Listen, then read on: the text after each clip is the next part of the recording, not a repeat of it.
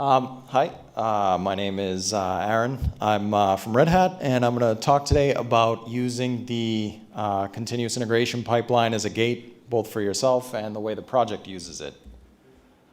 I want you to have some thoughts in your head, like as you're considering CI, which is how can you personally use the CI that we have available, all the facilities that we have available in your day-to-day development so that you can actually enable yourself to make sure that what you're contributing is of the highest quality that you can. And also, I want the maintainers as well to be thinking how they can take better action and use what's available.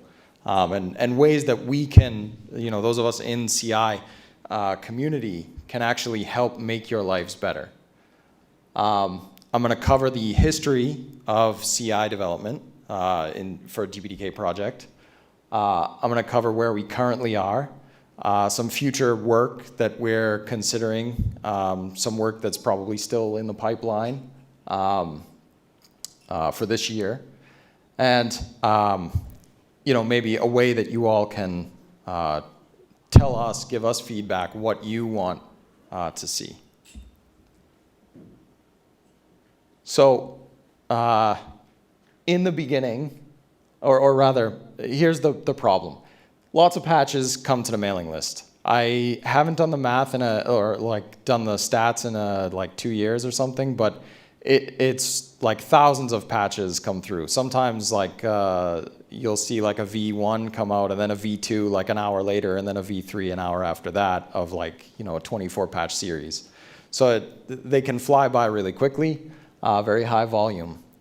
What happens then is a bunch of robots are running. They get a notification, hey, something came up on Patchwork, there's a new series available, and then they start doing their things. Some of them do check patch, some of them kick off a whole bunch of tests in UNH lab, some of them kick off DTS tests in Intel, some of them go to, one of them pushes to GitHub branch and causes GitHub Actions runs to happen. And then those all basically report the status back in the end. If there was an error, we mail the patch author. We make sure that they know, hey, something failed. We give enough context, hopefully, that they can actually take some action and correct the patch and then, mail the new thing. And we give that information to a test report mailing list. And that test report mailing list gets parsed by another robot, which updates Patchwork. One of the problems, though, at least I've seen, is there's this perception that, an error came back to me, whatever, it's not my patch, man, it's someone else's problem. I would say maybe 10% of the time that's true. There's an infrastructure failure, there's a flaky test that comes out, but seriously 90% of the time there are no false alarms from CI. It's really telling you your patch has a problem. Really take a look. So I'm hoping people stop ignoring those error messages and actually, make a new version of their patch that doesn't have whatever error has been kicked out. For some history, the work first started in November of 2016. That was where I think check patch itself was being reported, and that was just a hook in the mail receive side on Mailman that would basically just run across that patch file, run check patch across the patch file, and send something out. And Patchwork updated to support checks. And so at DPDK's request, by the way, for the DPDK project, Patchwork changed to include checks. It's now actually used by multiple projects. So there you go, DPDK being good citizens. And within a few months of that, Intel brought their lab online and started reporting.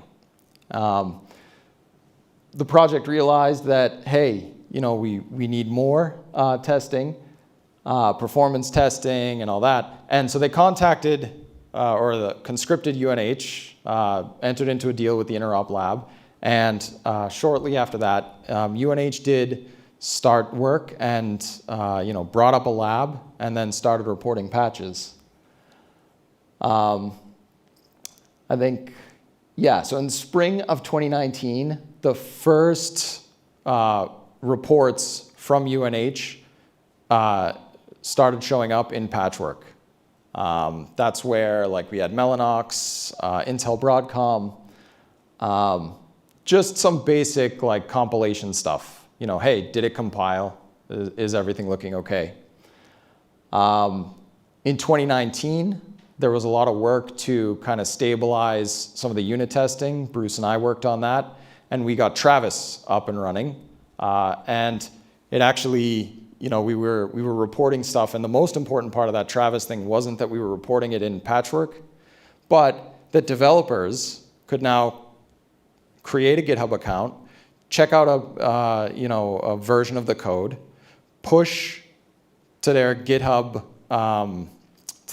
fork, and see that, hey, tests are passing. I'm getting good results. Or see, hey, tests are failing. I'm getting bad results. And iterate on their own without needing to go to the mailing list and get an easy flake. Oh, this thing fails this unit test. We can't accept this. You got to go back and iterate on it, kind of tying up everyone's time, just doing sort of the simple reviews. We started a CI meeting. We meet, actually it still goes on. We meet every other week. We discuss adding new features. We discuss adding new hardware. We discuss what tests need to come online. If a lab is having problems, we discuss how to fix that. So yeah, in 2020, I will say that there was a reputation for the lab being broken. I know I heard probably every other week from someone in DPDK development who's very well known, basically yelling at me all the time about sort of failures in the lab. Also in 2020, lots of bad things happened. Travis went away, so we had to switch to GitHub Actions. That was kind of an inconvenience because we had stuff working and that broke. The big issues were sometimes the failures sometimes the CI systems would fail silently. There would be a problem, but the CI system wouldn't let anyone know. Sometimes the systems would fail loudly, but there was no trust, so it just got ignored. And sometimes the CI systems would fail loudly, but the failure was spurious. It was like an ephemeral network failure, which didn't help. It was just added to the perception of, hey, the CI is broken. No one wants to use this thing. Why do we have this? It's reporting failures and doesn't need to. So that leads eventually to people ignoring it. In 2021, there was a big question. Hey, is the lab really fulfilling its mission? Is the CI really doing what it needs to do? Why are we doing this if we're all maintaining it? So there was a real push to kind of stabilize it.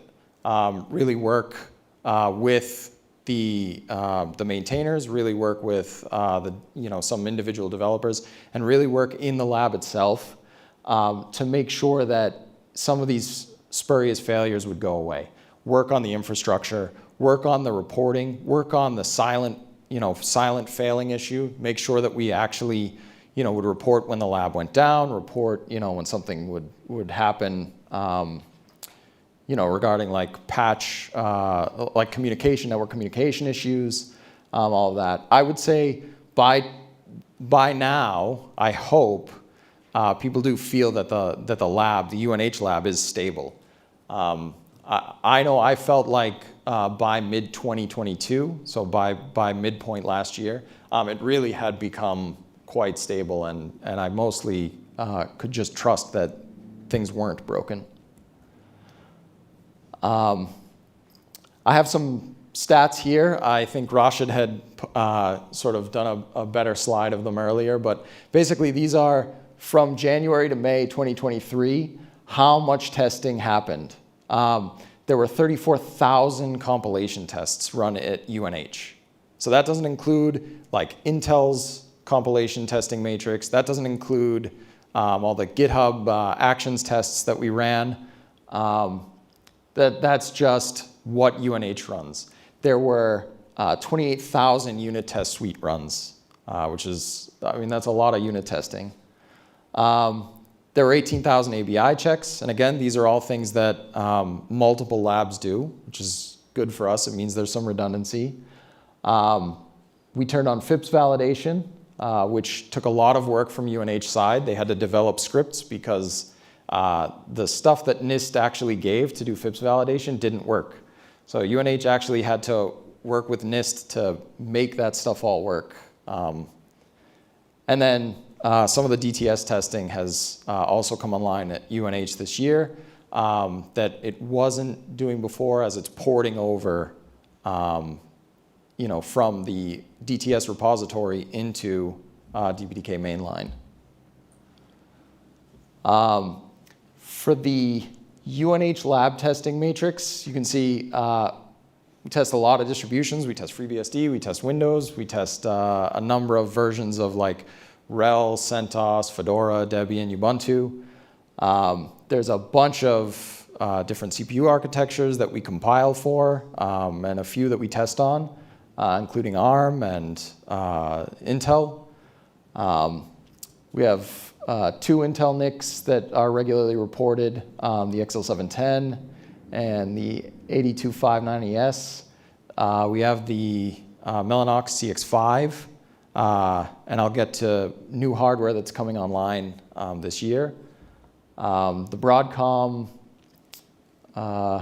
we test with, or we build with GCC and LLVM.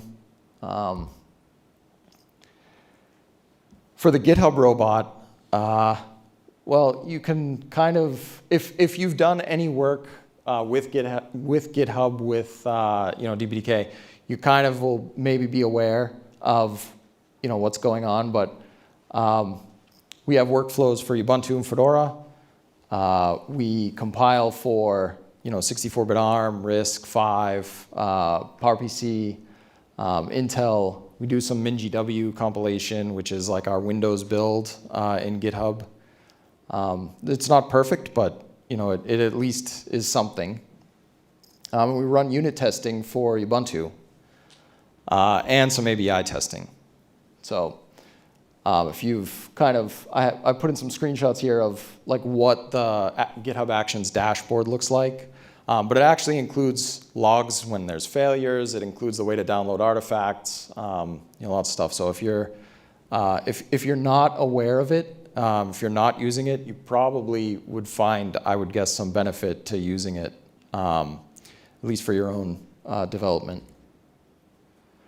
In the LUNARC or in the Longson lab, we compile for LongArc for this Longnix server 8.3, and they do some unit testing and report those results. The Intel robot, it's the longest running one. It runs a huge matrix of distributions that it actually compiles for. It runs a bunch of DTS testing, like the address sanitizer, PFVF, VirtIO. It's actually quite a big list. If you ever look at the reports, they're quite large. So yeah, it's great. And so, if you want to run your own lab, you see me reporting these labs. If you want to run your own lab, it's actually like the lab work itself. The way it interfaces with DPDK, it's kind of simple. You get the patches from Patchwork, you apply them, you run whatever testing, and then you send the result in the correct format to the mailing list. If there's an error, make sure you CC the patch authors. And then the rest of it's kind of taken care of. All the infrastructure is already there. So it's actually not too difficult from an infrastructure side to stand up a new lab, or a reporting infrastructure side. If you have like lots of hardware, lots of tests you want to run, all that, yeah, that takes some time. As far as reports coming back from the lab, we have some interfaces for people that are maybe better than what a robot sends. This is what Patchwork looks like. You can find it at patches.dpdk.org. This actually lists all of the checks that come out of the system. So as a robot starts reporting, we'll see a new check update in this list of checks. It will tell us if it was pass, fail, whatever. And usually you should be able to click on the link that's on the right-hand side of a report, and that should send you to enough context so that you can figure out why something failed. UNH has its own dashboard. This is actually a really nice feature that I don't think gets used by a lot of developers, but not only does it have a list of all the artifacts, it has a list of all the tests that get run. It has reporting for stuff that's not per patch testing that UNH does, and I'll get more to that later. But this is actually a really nice view into kind of all the testing that goes on in the lab. Yeah, I think it's worthwhile to spend some time on it. If this is the first time you're seeing it, well, we failed to let you know about it, I guess. So hopefully you'll actually start spending more time looking at it. This is what the sort of the GitHub Actions interface looks like. Again, if you're familiar with GitHub, you probably have already seen this, so it's not too. I'm not going to spend too much time on it. It does include all the workflows and reports, historical build data, all that. I didn't include a link to it, but every build that gets done for the CI is available on the OVS robot account. It's named that for historical reasons.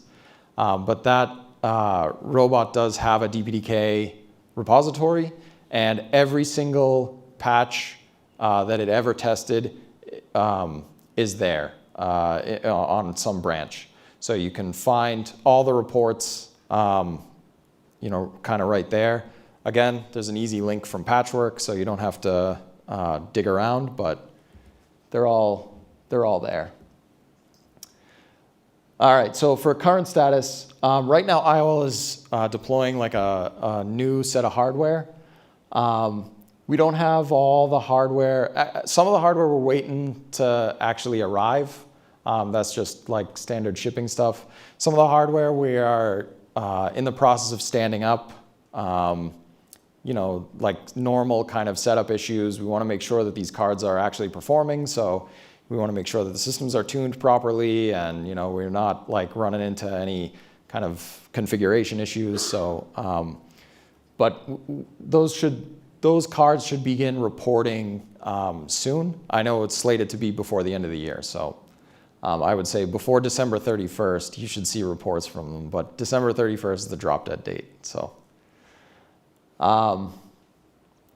we are awaiting like a server donation for one of the cards. That's just got to go through like some paperwork. Where, like I said, we had some supply chain issues on another. It's another board. It's a little bit different than other servers we've gotten. So yeah, we have some issues that way.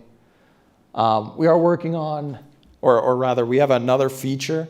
So when I said about those 10%, spurious failures, we want to make sure that if you're really suspicious that something is spurious, you can actually try over.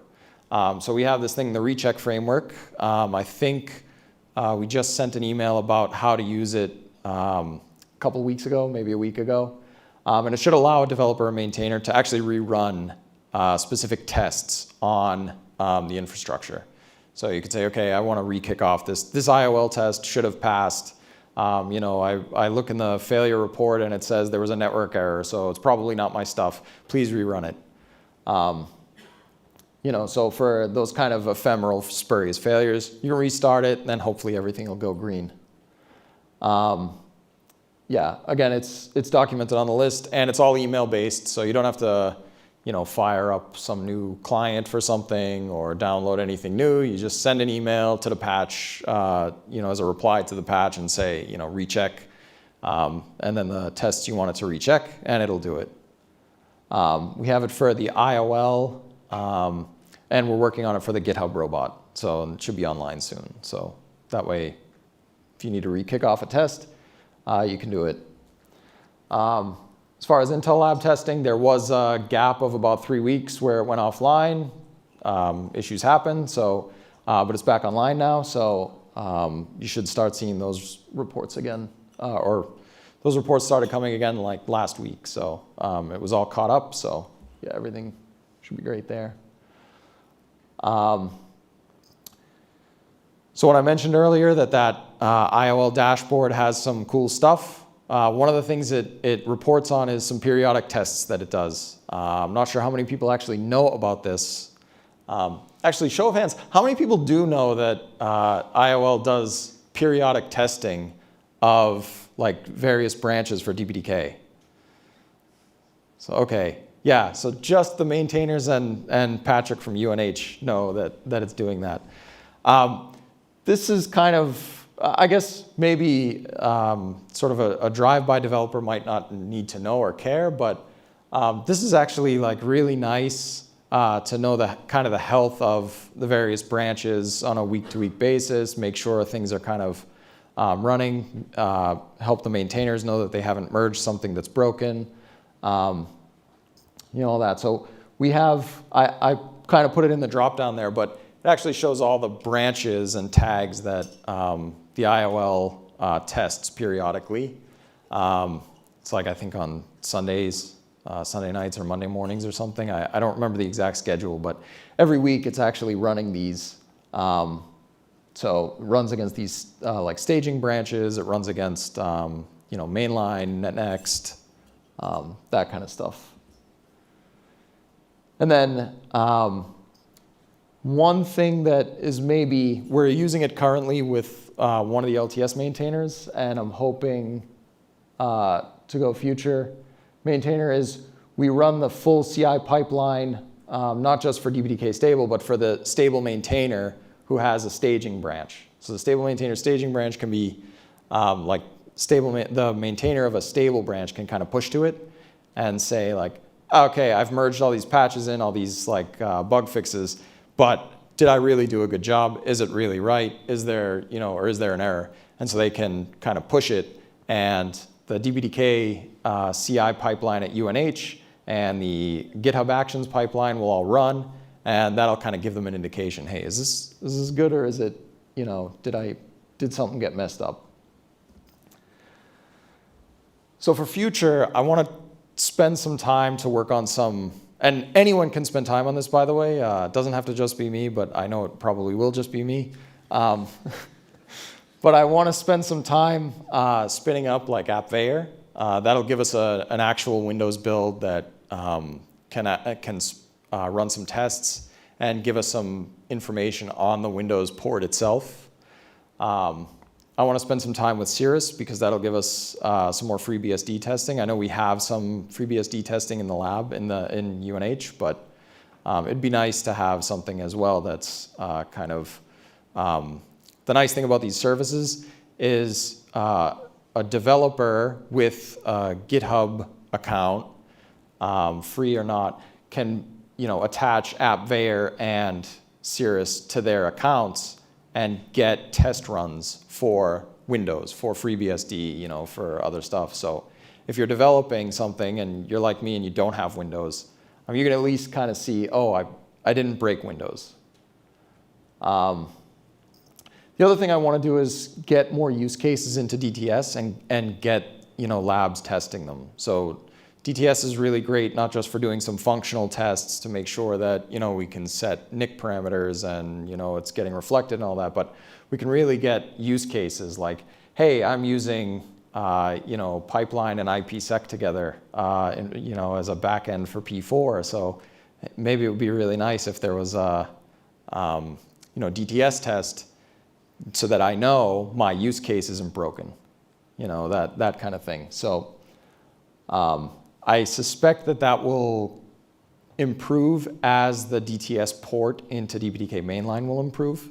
And I'm hoping that more people will kind of look at what that can offer them and say, oh, I can put my use case in here. Now I know, at least my, the way I use these libraries or the way I kind of integrate this stuff isn't going to get broken. And if it is, I'll know about it right away. For future sort of enhancements for maintainers, I want to make sure that we give the maintainers their own staging branches so that UNH can run tests for the maintainers themselves, so that when they're merging patches, when they're merging series, they can actually get a report from UNH and know that, okay, yeah, this series and this series don't collide in a way that's like fatal. These things are still working. I want to, I know we have on the list, I don't know if it's going to come this year, it should, but I want to have some coverage detail reports. So for like which lines of code are actually being covered by our tests. It's all well and good to actually say, yeah, we ran like 380,000 tests. If it's only covering 15% of the code, is it really that good? So, I want to make sure that we have that feedback as well to developers so that they can look at, oh, okay, I put in all these unit tests for my code, but it turns out I'm not actually testing it, so I need to, make some more.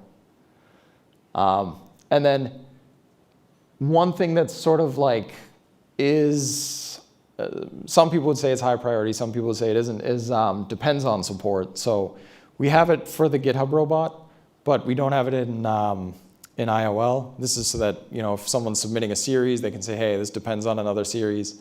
I know Furrow really wants this, and I think it's on the, I think we can get it in. I know we're looking at it, so I think it should make it, but yeah. All right, and then for all of you, the 2024 SOW is happening. So this is something that we do every year. We draft a statement of work for the IOL. This is the sort of the things we want them to accomplish. We want your ideas too. CI community for DPDK, we meet every couple of weeks. We discuss tasks, future enhancements, and we do have people who occasionally will participate from outside the community.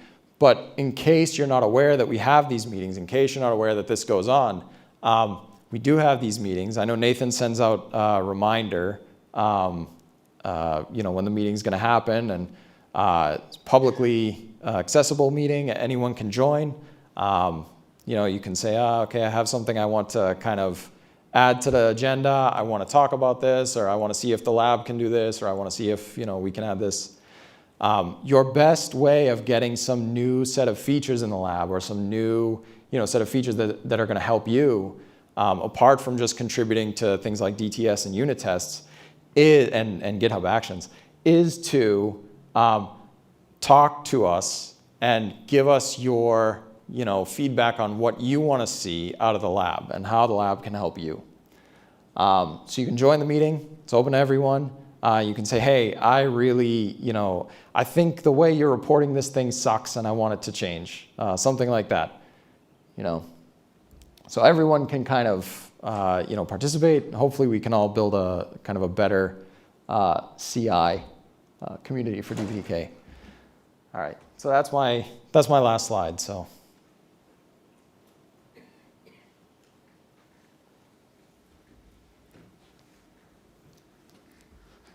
So first of all, thank you to you and Patrick and all the rest of the guys who work on this CI stuff. It's great. I have really noticed the increased stability over the last, 6 months, year. And nice seeing the 18 set of checkbox in Patchwork. I think it's up to 18 we see, is it? Or something around that, yeah. Just a question around the unit testing. So, our unit tests for DPDK, they're inside the Git repo. Sometimes we add a new library or a new feature, and then we add some unit tests for it to the main DPDK repo. How then does that get picked up and put into the unit test runs that are run by the New Hampshire the IOL? Or, are you guys just monitoring the list, or is there something we should do? Are there periodic audits to see, are we missing some unit tests on the run? Because just kind of by way of background, some of you may be aware I recently did some rework on the building of the unit tests, and as part of that, I discovered there were 100 or 200 unit tests that weren't actually included in the list of test suites that were in the Meson build file. So I suspect we may have unit tests that we don't know we have. So the general question is, how do you guys pick up when new unit tests are added to add them to the IOL? Yeah, it's a good question. So generally speaking, when we have tests, we're only running the test suites that are sort of predefined in Meson. I think there's one architecture where we kind of spell a little bit more out, where we don't run it through Meson. We like manually go through and run the DPDK test app. But in general, we rely on those test suites being defined properly in Meson. So if you just add a unit test and don't add it to like the fast test suite, it won't get run. We will miss it. Hopefully, maybe we can find a better way or find a way to kind of improve adding tests so that they get picked up in those test suites that get run. I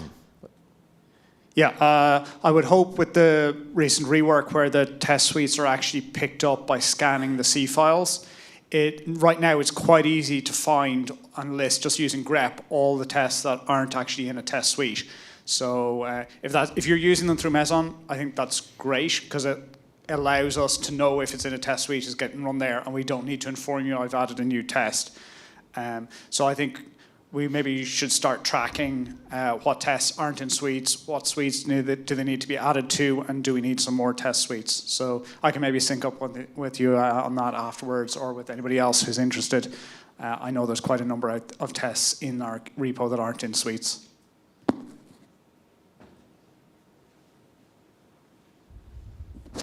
A quick one. In Slack, there is an infra issues channel.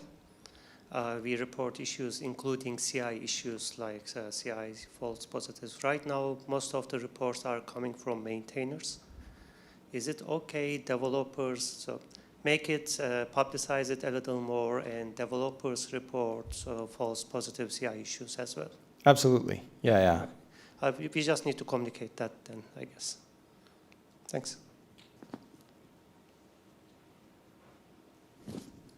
Two things. First of all, please thank Red Hat for having you work on this. So appreciate it. Especially your boss's boss, if you get to run into him. The second one is a loaded question, and hopefully Thomas and David Marchand are paying attention to this. So when are we going to reject patches because they don't have automated tests accompanying them? Like forevermore, like ban. Like you don't have tests coming in, your very good patches are not going to go in. It's okay if the answer is 2025. But is there a plan to get to that eventually? I have a plan to get to your answer. That's a good plan for a plan. Okay, good. You should be in management.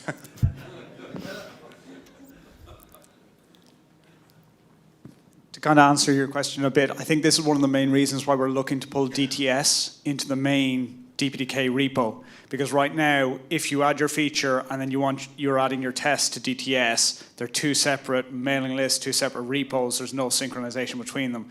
As soon as we get DTS in, or when we get it in, that means all your tests should come along with your feature patches, so it should be a lot easier to track. And then we can start having that discussion about no tests, no merge. No, that's great. That's awesome. So we are working towards it. It is happening. So this is awesome to hear. Thank you very much. So the depends on work is ongoing, and that's great. So I have a different version of that. I recently contributed a patch to a feature that's default disabled at build time. Would you consider adding some sort of tag to say build time this feature? It's a good idea. Yeah, I think probably it's something we should consider. I mean, the patch, just everything was green because it really didn't have any changes. Yeah, I mean, one thing I might say is, depending on what it is, maybe instead of having a build time, it actually makes sense to have a test that tests that specific configuration, like all the time. I'm not sure. Like it depends on the specifics of it, but if it's like a real feature that we need coverage on, it sounds like it's something we're not covering. Oh, but then there'll be a whole matrix. It'll be exploding if you have to enable all the different features and test with this enabled and that enabled and both enabled and also the third thing. And so, yeah, maybe some of them should be tested. We say these are important. This is this specific patch where the debug counters something, so not really important usually for production. But it would be nice if we can provide some flag. Like there was a build time option recently for IO MMU in the mbuff or something that would be nice, maybe having tested all the time, and something like these debug counters could be just, if you contribute a patch that is related to that, then test with this enabled. Yeah, it's a good idea. Maybe you could join the next CI call, because I might forget it, and kind of raise it as an issue. Okay. Yeah, I was just going to mention about the depends on. I suppose one thing, people can do the depends on themselves because they can use the GitHub Actions. So certainly that level of testing, they could apply those series that they need to their own GitHub. So I guess there is some coverage already. The other thing I was going to say is if it's very seldomly used, or if there's a lot of infrastructure to do it, that could also be achieved by using a staging branch for a maintainer. That if he knew that there was a bunch of patches that depend on each other, they could put them together and run them on a staging branch. But it wouldn't be automated, so it's not something that you'd want to do all the time, and maybe it might have access from a developer sending patches, but it could be an alternative if it's infrequent. Yeah, it's a good idea. I mean, personally, I don't like using something like depends on. I prefer to wait for like all the dependent series to get merged. But I know sometimes that doesn't work for people. So you could do that. I guess the downside of not supporting it means people get those nasty grams from the CI that say, oh, this thing failed. And it's kind of one of those reinforcement things. Oh, I sent this. I know it's going to say that it's a failure. So this is a false failure. So there's the CI again, like messing up. So it'd be nice to have support for it. So at least, we can kind of reinforce that, hey, when this thing's reporting a failure, it's really reporting a failure instead of just these. True, but we could also catch them at a later stage as well with the staging branch. Sure.